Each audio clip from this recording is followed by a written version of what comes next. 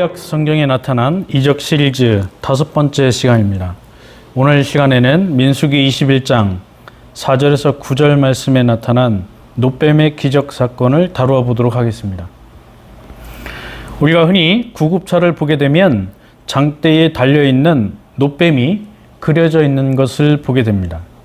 성경의 기적들 가운데 아주 신비한 것이 바로 이 놋뱀의 기적 사건입니다. 놋뱀에 물려 죽어가는 사람들이 장대에 달린 구리뱀, 놋뱀을 보자 죽지 않고 살아남게 됩니다. 이 놀라운 기적을 오늘날 우리가 일으킨다면 얼마나 위대한 사람이라고 칭송을 받을까요? 그러나 우리는 기적 자체에 관심을 가지지 말고 그 기적을 통해서 일하시는 하나님, 그 기적을 통해서 나타나신 하나님이 어떠한 분인가를 알아야 합니다. 그 목적과 의도를 확인하지 못한다면 그 기적은 오늘 우리와 아무런 상관이 없는 한낱 옛날 이야기에 그치고 마는 것입니다.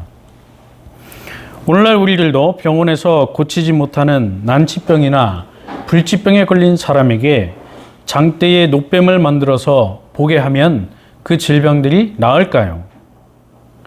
질병에 걸리지 않기 위해서 집안 곳곳에 뱀의 그림을 그려놓는다면 질병에 걸리지 않을까요? 뱀을 몸에 문신한다면 우리가 병을 피해갈 수 있을까요? 우리 몸에 뱀을 문신한다면 코로나19와 같은 병에 걸리지 않을까요? 모두 성경을 엉터리로 적용한 결과입니다. 그러면 본문의 기적이 말하고자 하는 것은 도대체 무엇이고 그 핵심은 어디에 있는지를 생각해 보아야 합니다. 민수기 21장을 보면 하나님께서 모세를 통해서 이스라엘을 애굽에서 구원해내시고 언약의 땅, 약속의 땅 가나안으로 인도하셨습니다. 그러나 이스라엘 백성들이 호르산에서 출발하여 홍해길을 따라 에돔 땅을 우회하다가 마음을 상하게 됩니다. 홍해길을 따라서 에돔 땅을 우회한 것은 아카바만에 이르는 지름길이 차단되었기 때문입니다. 그래서 그들은 제2의 길을 선택해서 그 길로 여정을 진행했다라고 하는 것이죠. 원래 애굽에서 가나안 땅으로 가는 길은 여러 가지 길이 있습니다. 그 중에서 가장 빠른 길은 지중해 해안을 따라 올라가는 지중해 해안길이었습니다. 그 길로 올라가면 애굽에서 가나안 땅까지 빠르면 3일, 적어도 7일 안에, 일주일 안에 도착하는 그런 빠른 길이 있었습니다. 그러나 하나님은 이스라엘 백성들을 그 길로 인도하지 않으셨습니다. 지금 하나님께서 인도하신 길은 홍해길로 에돔의 국경을 범하지 않고 아카바만에 도달할 수 있는 그런 길이었습니다. 그러나 왕의 대로 지중해 해안길보다는 그 길이 험하고 멀고 아주 척박한 그런 먼 거리의 길이었습니다. 이 일로 인해서 이스라엘 백성들의 마음이 상했습니다. 우리 성경에 상했다라고 번역되어 있는 이 단어는 히브리어 성경에 보면 카짜르라고 하는 단어로 되어 있습니다. 매우 낙심하다, 몹시 슬퍼하다, 매우 싫어하다 그런 뜻을 가지고 있어요.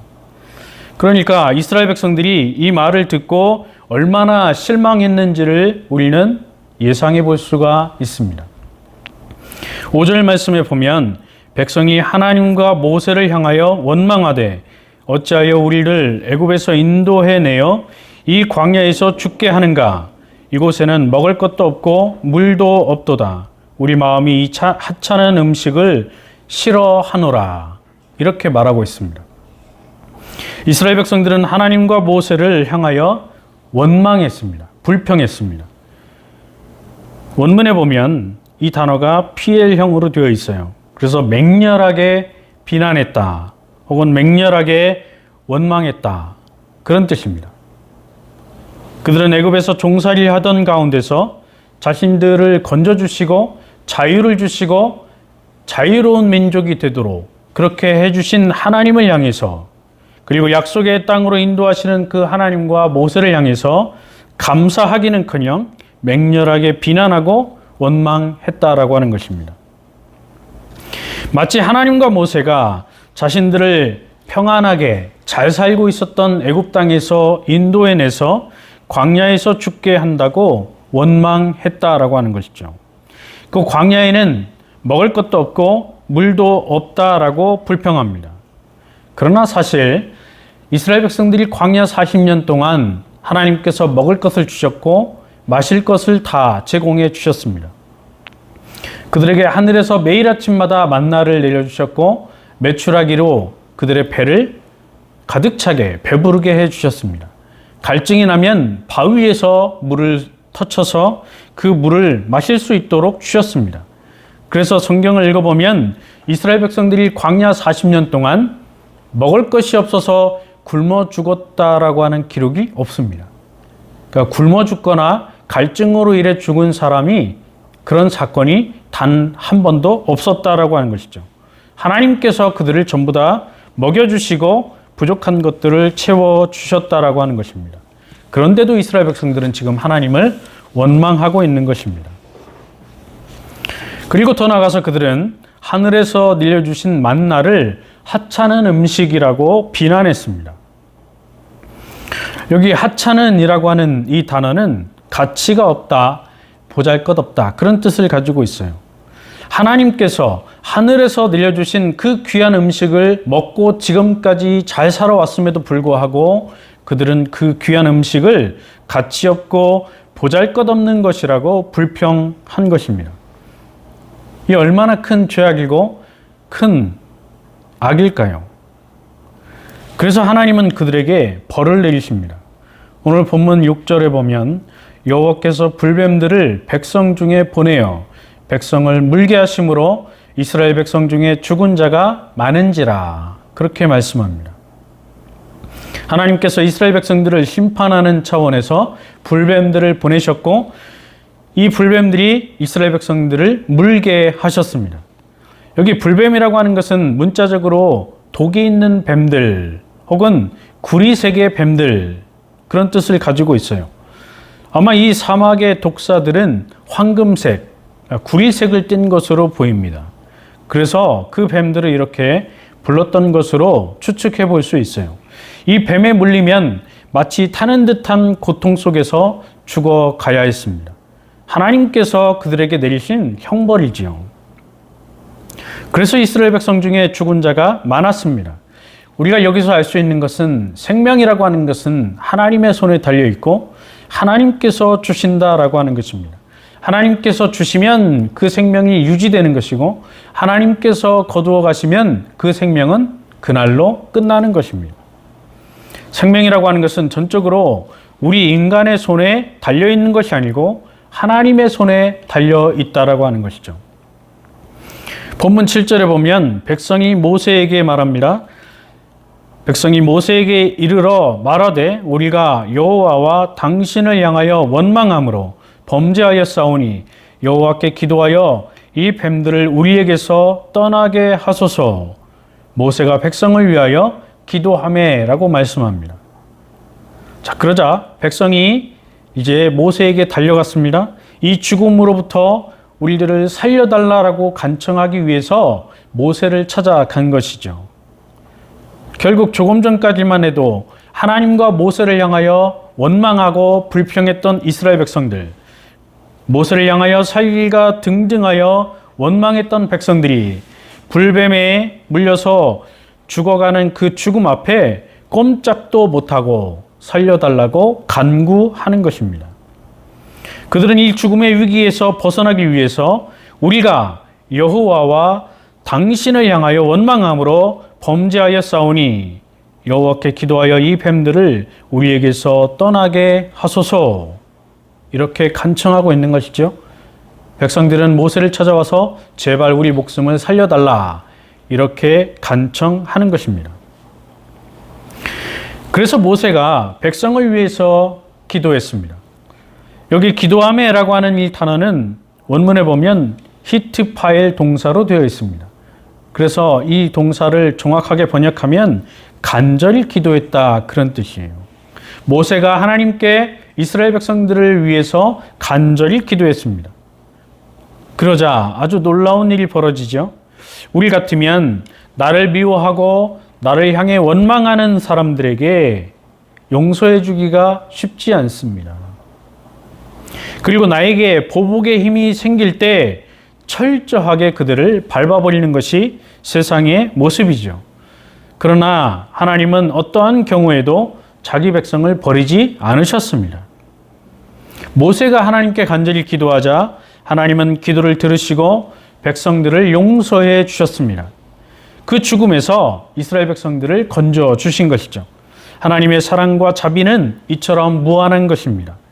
만약 이렇게 무한하신 하나님의 사랑이 아니라면 이스라엘 백성들은 광야에서 불뱀에 물려서 전부 다 죽었을 것입니다. 오늘 우리도 마찬가지입니다. 오늘 우리도 하나님의 사랑과 자비가 아니라면 죄악 가운데서 살다가 모두 다 지옥 형벌에 떨어지고 마는 것이죠. 요한일서 4장 16절에 보면 이렇게 말씀합니다. 하나님이 우리를 사랑하시는 사랑을 우리가 알고 믿었노니 하나님은 사랑이시라. 사랑 안에 거하는 자는 하나님 안에 거하고 하나님도 그의 안에 거하시느니라. 여기 하나님은 사랑이시라라고 하는 이 단어는 원문에 보면 현재형 에스틴이라고 하는 단어로 쓰여 있습니다. 무슨 말인가 하면 하나님은 계속해서 영원 무궁하도록 사랑하시는 분이다. 그런 뜻이에요. 하나님은 한 번만 사랑해 주시는 분이 아닙니다. 우리가 잘할 때만, 하나님께 잘 보일 때만 사랑해 주시는 분이 아니고 우리가 실수하고 넘어져도 하나님은 계속해서 우리들을 사랑하시고 아끼시고 돌보아 주시는 분이다. 그런 말이에요. 하나님은 영원히 사랑이 풍성하신 분이다. 그런 의미입니다. 그래서 그 하나님은 죽음으로부터 사는 방법을 이스라엘 백성들에게 알려주셨습니다. 그 방법이 무엇인가 하면 8절과 9절 말씀에 나오죠. 8절에 보면 여호와께서 모세에게 이르시되 불뱀을 만들어 장대 위에 매달라 물린 자마다 그것을 보면 살리라. 그래서 모세가 놋뱀을 만들어서 장대 위에 달았습니다. 백성들이 뱀에 물려서 죽어가는 사람들이 장대 위에 달린 그 놋뱀을 보니까 모두 살아남게 되는 것이죠. 여호와 하나님이 모세에게 이 죽음에서 사는 길을 알려주셨습니다.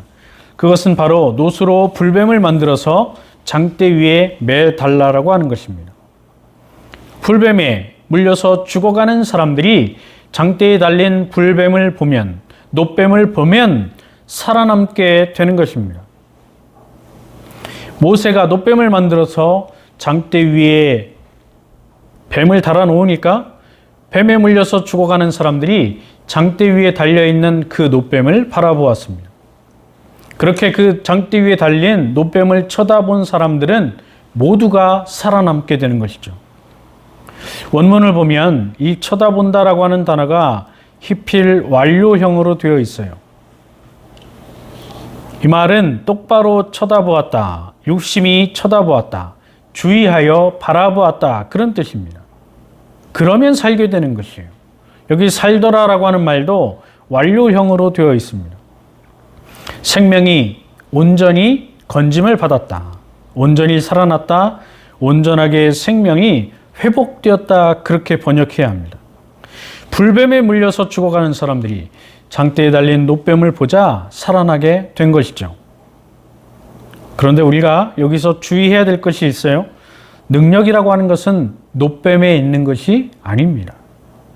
그래서 구급차에 뱀을 그려놓고 몸에 뱀의 문신을 한다고 해서 병을 피할 수 있는 것이 아니라고 하는 것이죠. 장대에 능력이 있는 것이 아닙니다. 그것을 만든 모세에게 능력이 있는 것이 아닙니다. 능력은 하나님께 있는 거예요.